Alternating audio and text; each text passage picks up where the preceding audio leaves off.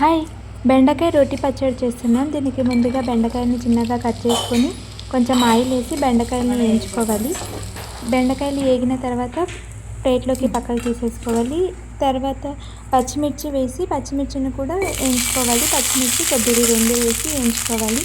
అవి వేగిన తర్వాత అవి కూడా పక్కకి ప్లేట్లోకి తీసేసుకోవాలి. చిన్న మంట మీద వేయించుకోవాలి. అప్పుడైతే టేస్ట్ బాగుంటుంది. కొంచెం ఆయిల్ వేసి వేయించుకోవాలి.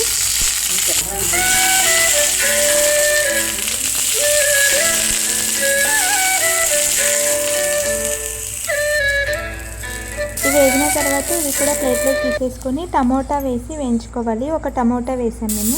టమోటా వేసి టమోటాని కూడా వేయించుకున్న తర్వాత అది రెడ్గా అయిన తర్వాత స్టవ్ ఆఫ్ చేసేసుకొని పక్కకు తీసేసుకొని రోటిని నీట్గా వాష్ చేసుకొని తడిలో తుడిచేసుకోవాలి. తర్వాత కొబ్బరి వేసి కొంచెం సాల్ట్ వేసి దంచుకోవాలి.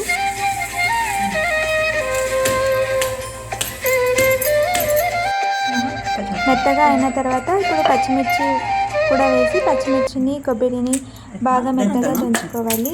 చిన్నగా అయిన తర్వాత దాంట్లోకి వెల్లుల్లి కొత్తిమీర వేసి ఒకసారి దంచేసుకొని తర్వాత టమోటా కూడా వేయాలి. టమోటా వేసి ఒకసారి అనుకున్న తర్వాత బెండకాయలు వేసి మంచిగా అనేసుకొని ప్లేట్లోకి పక్కకు తీసేసుకోవాలి.